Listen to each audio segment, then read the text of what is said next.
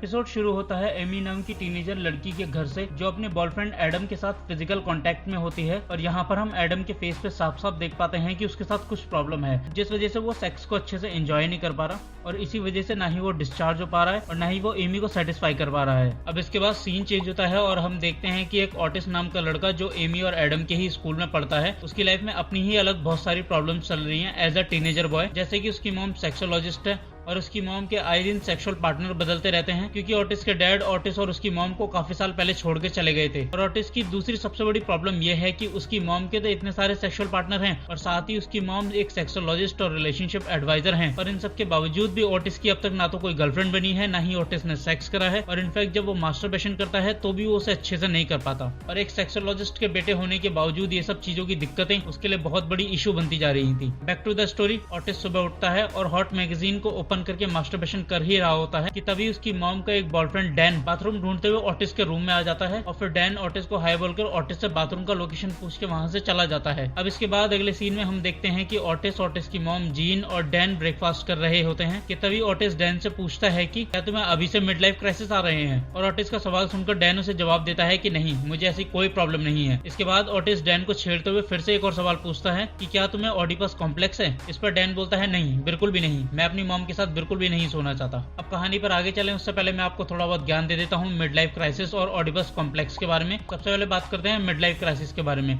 Mid life crisis एक तरीके की मेंटल स्टेज होती है जो अक्सर लोगों को अधेड़ उम्र में फील होती है। और इस स्टेज में इंसान अपनी पूरी लाइफ को मीनिंगलेस समझता है और उसे अकेलापन महसूस होने लगता है, क्योंकि जब कोई इंसान अधेड़ उम्र में होता है तब उसके बच्चे टीनेजर स्टेज में पहुंच चुके होते हैं और अब वो पेरेंट्स से कम बात करना चाहते हैं और बाहर दोस्तों से ज्यादा घुलना मिलना चाहते हैं। वहीं बात करें कि किसी अधेड़ उम्र के इंसान की लाइफ में उसके पेरेंट्स भी होते हैं, तो उस उम्र तक उसके पेरेंट्स भी काफी ज्यादा टिक चुके होते हैं और एक अधेड़ उम्र का इंसान अपने बहुत बुजुर्ग पेरेंट्स से क्या ही बात कर लेगा। और फिर वो अपने लाइफ पार्टनर से भी ज्यादा बात कर नहीं पाता, क्योंकि अधेड़ उम्र मेल हो या फिर फीमेल लाइफ पार्टनर, दोनों पे ही जिम्मेदारियां बढ़ने लग जाती हैं और इसी वजह से दोनों अपनी लाइफ में बिजी हो जाते हैं। और यही एक रीजन होता है कि जो इंसान अपने आप को अकेला महसूस कर रहा है वो अपने पार्टनर को कुछ बता ही नहीं पाता, क्योंकि उसके पार्टनर के पास उसके लिए टाइम ही नहीं होता। और अब बात करें कि इसका सॉल्यूशन क्या है, तो इसका सिंपल सॉल्यूशन है, या तो आपको अपनी अधेड़ उम्र की एज से पहुंचने से पहले अपनी कोई हॉबी डेवलप कर लेनी चाहिए, या फिर अपनी लाइफ को, अपने बच्चों को और अपने पार्टनर को इस तरीके से डेवलप करो कि वो आपको थोड़ा थोड़ा टाइम दें जिंदगी भर। और कैसे पता चलेगा कि आपके पेरेंट्स को मिड लाइफ क्राइसिस है या नहीं, तो ये बहुत आसान है जानना। अगर आपको मेल का जानना है तो मेल्स के कुछ इस तरीके के डायलॉग होते हैं कि मेरे बच्चे मेरे पे सिर्फ पैसों के लिए आते हैं, मुझसे बात ही नहीं करते, मेरी तो इस घर में कोई इज्जत ही नहीं है। वहीं बात करें फीमेल की, तो फीमेल के इस तरीके के डायलॉग होते हैं, मैंने इस घर के लिए ये करा, वो करा, फलाना करा, ठिकाना करा, उसके बावजूद भी कोई मेरी इज्जत नहीं करता, मेरा पति मेरी नहीं सुनता और अब तुम बच्चे भी मेरी नहीं सुनते हो। और अब बात कर लेते हैं कि ऑडिपस कॉम्प्लेक्स क्या होता है। तो ऑडिपस कॉम्प्लेक्स थ्योरी 1899 में एक ऑस्ट्रेलियन न्यूरोलॉजिस्ट सिगमंड फ्रूड ने डिस्कवर करी थी। फ्रूड ने साइकोसेक्सुअल डेवलपमेंट की 5 स्टेजेस बताई थी, एक ओरल स्टेज, दूसरा एनल स्टेज, तीसरा फैलिक स्टेज, चौथा लैटिनी स्टेज एंड 5वां जेनिटल स्टेज। अब इन 5 स्टेजेस में से जो थर्ड स्टेज है यानी कि फैलिक स्टेज, इसी स्टेज के अंदर आता है ऑडिपस कॉम्प्लेक्स। ऑडिपल कॉम्प्लेक्स थ्योरी के अकॉर्डिंग जिस भी इंसान को ऑडिपल कॉम्प्लेक्स होगा वो अपने ही पेरेंट्स के साथ सेक्सुअली अट्रैक्ट होने लग जाएगा और कुछ कंडीशन में सेक्सुअल रिलेशन बनाने की कोशिश भी करेगा। साथ ही वो जिस जेंडर से अट्रैक्ट हो रहा है या फिर हो रही है उसके अपोजिट जेंडर से हेट करने लगेगा, उससे नफरत करने लगेगा, क्योंकि वो उस इंसान को अपने कॉम्पिटिटर के तौर पर देख रहा होता है। और अब बात कर लें कि इस कॉम्प्लेक्स का नाम ऑडिपल कॉम्प्लेक्स क्यों पड़ा है, तो इसका नाम ऑडिपल कॉम्प्लेक्स इसलिए रखा गया था क्योंकि ये नाम अडेप्ट करा था एक ग्रीक माइथोलॉजी की कहानी ऑडिपस से, जिस कहानी के अंदर एक बच्चे के पैदा होने पर वहां के पंडित ने ये कहा था कि इस बच्चे को मार दो वरना ये बच्चा बहुत बर्बादी लाएगा। लेकिन फिर भी वो बच्चा किसी तरीके से बच जाता है और बाद में चलकर वो एक किंग बनता है और साथ ही उसने अपने फादर को मारकर अपनी ही माँ के साथ शादी कर ली होती है और उसी के साथ सेक्सुअल रिलेशनशिप बनाया होता है। और इसी पर्टिकुलर कॉन्सेप्ट की वजह से इस कॉम्प्लेक्स का नाम यहाँ से अडेप्ट करा गया था। इस कहानी के पीछे एक मूवी भी बनी है ऑडिपस द किंग करके, जिसको अडेप्ट करा गया था ऑडिपस रेक्स नाम की बुक से। और अगर आपको इस मूवी का एक्सप्लेनेशन चाहिए तो प्लीज मुझे कमेंट करके जरूर बताएं। और अब बात कर लें कि इस कॉम्प्लेक्स का सॉल्यूशन क्या है, तो इसका सॉल्यूशन बहुत सिंपल है, बच्चे को स्पिरिचुअल एटमॉस्फेयर देना शुरू करो। Back to the story.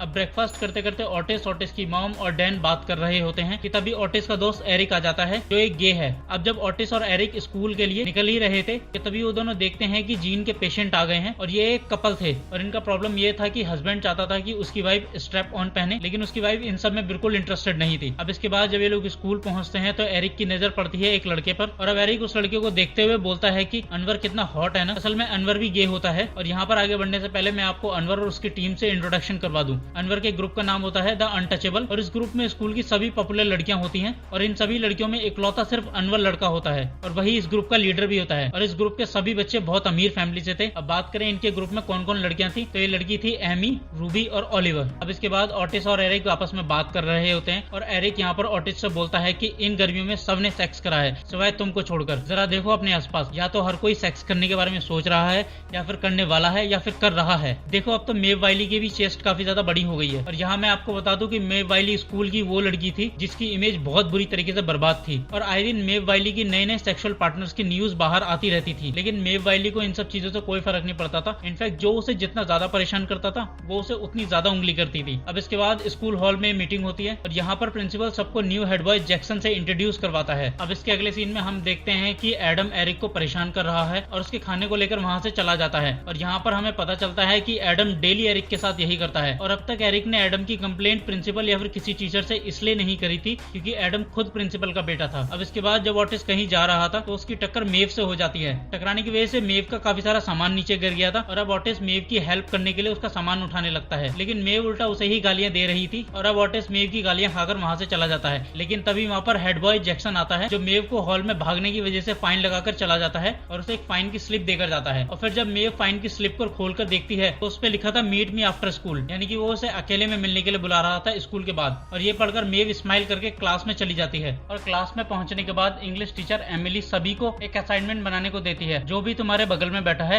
वही तुम्हारा असाइनमेंट पार्टनर होगा। और तभी एडम ऑटिस के बगल में आकर बैठ जाता है। और अब क्लास खत्म होने के बाद जब ये बात एरिक को पता चलती है कि ऑटिस का असाइनमेंट पार्टनर एडम है, और ऑटिस ने एडम को अपने घर का एड्रेस भी दे दिया है, और अब एडम शाम को उसके घर भी आने वाला है, तो एरिक ऑटिस से बोलता है कि देखो दोस्त, तुम तो गए, क्योंकि मैं ही जानता हूँ कि एडम कैसा लड़का है। 4 साल पुरानी बात को लेकर आज भी वो मुझे ट्रम्बोनर बुलाता है। तो सोच के देखो, जब वो तुम्हारे घर जाएगा और तुम्हारी मॉम की चीजों को देखेगा तो वो तो फिर तुम्हारा स्कूल के अंदर जीना भी हराम कर देगा। असल में एरिक बात कर रहा था सेक्स से रिलेटेड सभी बुक्स और डिल्डोस की, पेंटिंग, आर्ट्स की, क्योंकि अगर एडम ने ये सब चीजें देख ली तो वो ऑटिस को बुली कर करके स्कूल में उसका जीना हराम कर देगा। अब इसके अगले सीन में हम मेव और एमी को स्कूल के पुराने टॉयलेट के अंदर देखते हैं, जहाँ पर ये दोनों कार्ड्स खेलती हैं और बात कर रही होती है। और बात करते करते मेव एमी से एडम के बारे में पूछती है। मेव के ये सब पूछने पर एमी बताती है कि मैं जब कल रात एडम के साथ सेक्स कर रही थी तो उसने फेक एक्टिंग करी डिस्चार्ज होने की, उसको कुछ फील ही नहीं होता। मैं उसे एक्साइट करने की कोशिश करती हूँ लेकिन कोई फर्क ही नहीं पड़ रहा। इस पर मेव बोलती है कि वो शायद नर्वस हो गया होगा। एमी मेव की बात को सुनकर जवाब देती है, तुम्हारी बात में दम हो सकता है, क्योंकि जब वो अकेला होता है तो वो कमाल कर देता है। इसके आगे वो बोलती है कि मुझे रूबी और ओलिवा बोल रहे थे कि मुझे एडम को छोड़ देना चाहिए, क्योंकि एडम की वजह से मेरा सोशल स्टेटस खराब हो रहा है। और जब ये दोनों बात कर रहे होते हैं तभी एमी अपने ग्रुप के लोगों को देखती है और वो समझ जाती है कि ये लोग उसे ही ढूंढ रहे हैं, इसलिए वो वहां से चली जाती है। और जाने से पहले वो मेव को बोलती है कि मैं यहाँ कभी नहीं आई थी। इस पर मेव बोलती है,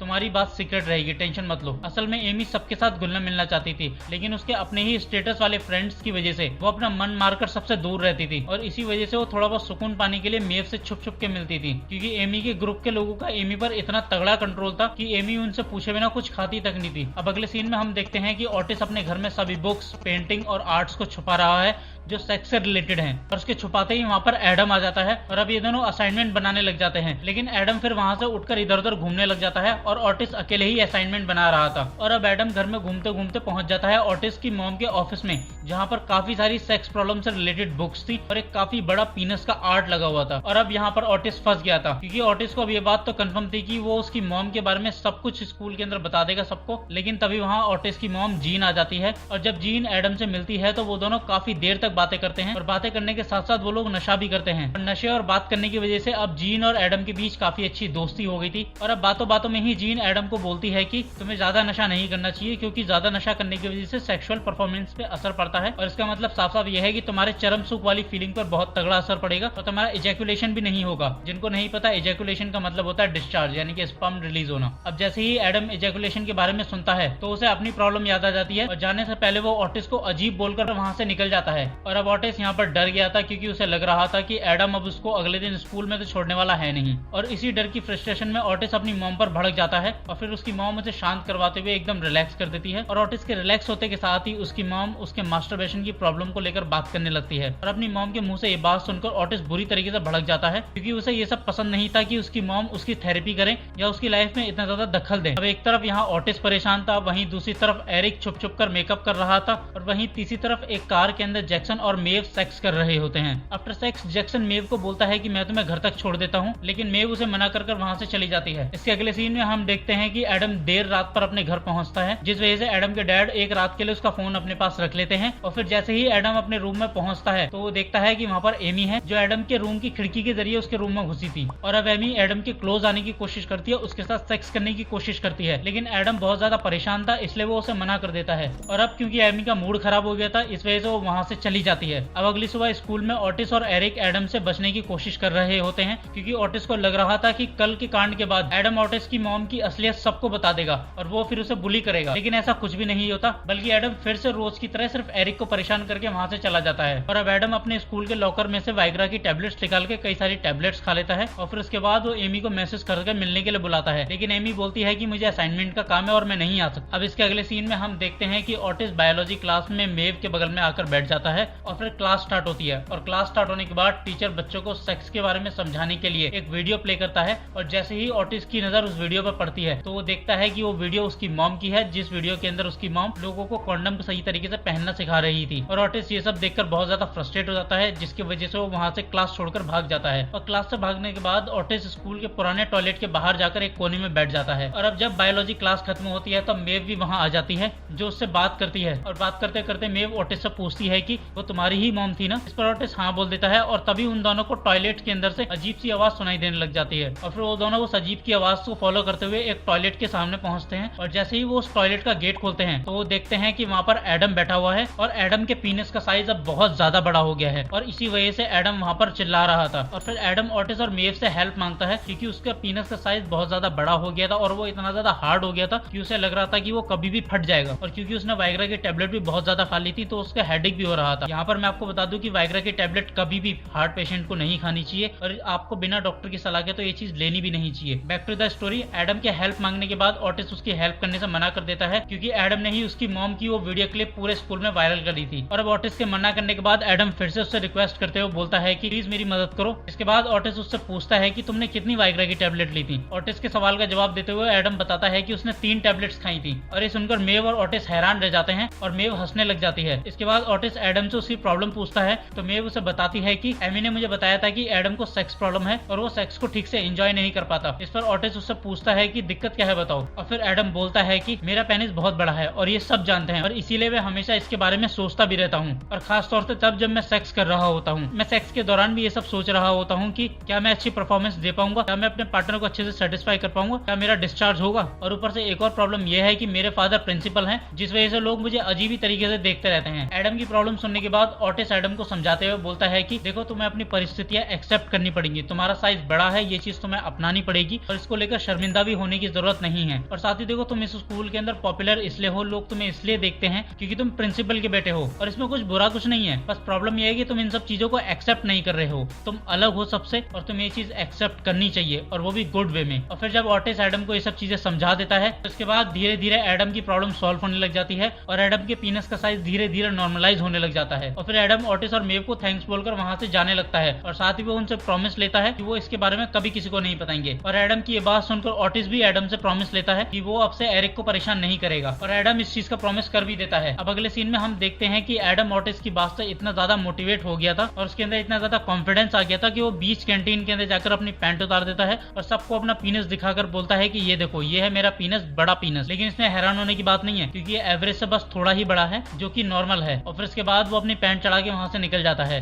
और फिर जैसे ही एडम की इस हरकत की वीडियो पूरे स्कूल में फैल जाती है वैसे ही एडम के डैड यानी कि प्रिंसिपल को बाकी बच्चों के पेरेंट्स की तरफ से कॉल आने लगते हैं और वो प्रिंसिपल को धमकी देने लग जाते हैं कि अगर उन्होंने इसका सॉल्यूशन नहीं निकाला जल्दी तो वो अपने बच्चों को इस स्कूल से निकाल लेंगे। वहीं अब दूसरी तरफ एडम और एमी के बीच काफी सारा सेक्स होता है और इस बार एडम का डिस्चार्ज भी होता है और एडम एमी को बहुत अच्छे तरीके से सेटिस्फाई भी कर देता है। लेकिन जैसे ही इन लोगों का सेक्स कंप्लीट होता है वैसे ही एमी एडम को बोलती है कि ये हमारा ब्रेकअप सेक्स था, अब मैं तुम्हारे साथ रिलेशनशिप तोड़ रही हूँ। और ये सुनते ही एडम उससे बोलता है क्यों, क्या हुआ, मैंने तो अब अच्छे से करा भी और इनफैक्ट मेरा तो अब निकला भी, तो प्रॉब्लम क्या है। इस पर एमी जवाब देती है कि प्रॉब्लम तुम्हारे सेक्स का नहीं है, प्रॉब्लम तुम्हारी हरकतों का है, तुम्हें झेलना बहुत ज्यादा मुश्किल है एडम। अब इसके बाद एडम को एडम के डैड अपने प्रिंसिपल रूम के अंदर बुलाते हैं, जहाँ पर वो एडम को बुरी तरीके से डांटते हुए उसे पूरे के पूरे एक टर्म के लिए सस्पेंड कर देते हैं। अब इसके बाद हम मेव को देखते हैं जो जैक्सन और रूबी को साथ देखकर इग्नोर करने की कोशिश कर रही होती है, लेकिन वो ऐसा कर नहीं पा रही थी। और तभी वहाँ पर एमी आ जाती है जो उसे बोलती है कि मैंने एडम से ब्रेकअप कर लिया। और साथ ही वो मेव को बताती है कि लेकिन इस बार तो कमाल ही हो गया, जैसे मानो चमत्कार हो गया था। इस बार उसका डिस्चार्ज भी हुआ और वो काफी अच्छा सेक्स कर रहा था इस बार, ठीक उसी तरीके से जैसे हम पहले करा करते थे। और ये बात जैसे ही मेव को पता चलती है वैसे ही वो समझ जाती है कि ऑटिस्ट लोगों की सेक्स प्रॉब्लम सॉल्व करने की कैपेबिलिटी रखता है और इसी कैपेबिलिटी को मेव अब बिजनेस में कन्वर्ट करने वाली थी। अब इसके बाद अगले सीन में हम देखते हैं कि रात होने पर ऑटिस्ट अपने रूम के अंदर बैठकर मास्टरबेशन करने की कोशिश कर रहा होता है, लेकिन जैसे ही वो मास्टरबेशन शुरू करता है वैसे ही उसकी मॉम और उसकी मॉम के एक और नए सेक्सुअल पार्टनर की आवाजें उसके घर में जोर जोर से सुनाई देने लग जाती हैं। और फिर वो इन सब आवाजों के बीच मास्टरबेशन नहीं कर पाता और फिर वो सो जाता है। अब अगली सुबह होने पर ऑटिस अपनी मॉम के पास जाता है और उनके साथ अपनी मास्टरबेशन की प्रॉब्लम को शेयर करते हुए बोलता है कि देखो मॉम, मेरे को मास्टरबेशन की प्रॉब्लम है, लेकिन मैं अपनी इस प्रॉब्लम को खुद सॉल्व कर लूंगा, आप इसमें दखल मत दो। इसके बाद जैसे ही ऑटिस और एरिक स्कूल पहुंचते हैं वैसे ही मेव ऑटिस से मिलने के लिए आती है और वो उससे अपना बिजनेस प्लान डिस्कस करती है। और वो बिजनेस प्लान ये है कि तुम्हारे पास लोगों की सेक्स प्रॉब्लम दूर करने की कैपेबिलिटी है और हम इसी कैपेबिलिटी को बिजनेस में कन्वर्ट करके जिस भी बच्चे को सेक्स की प्रॉब्लम है हम उसकी प्रॉब्लम सॉल्व करेंगे और इसके बदले हम उससे चार्ज करेंगे। इससे लोगों की सेक्स प्रॉब्लम भी दूर होगी और हमें काफी सारे पैसे भी मिल जाएंगे। और अब मेव के इस ऑफर को सुनकर पहले तो ऑटिस मना कर देता है, लेकिन फिर उसके दिमाग में पैसे की बात आती है और पैसे की बात दिमाग में आते ही ऑटिस मेव को हाँ कर देता है। और ऑटिस की इसी हाँ के साथ मेव और ऑटिस की पार्टनरशिप शुरू हो जाती है और मेव और ऑटिस की इसी पार्टनरशिप के साथ ये एपिसोड खत्म हो जाता है।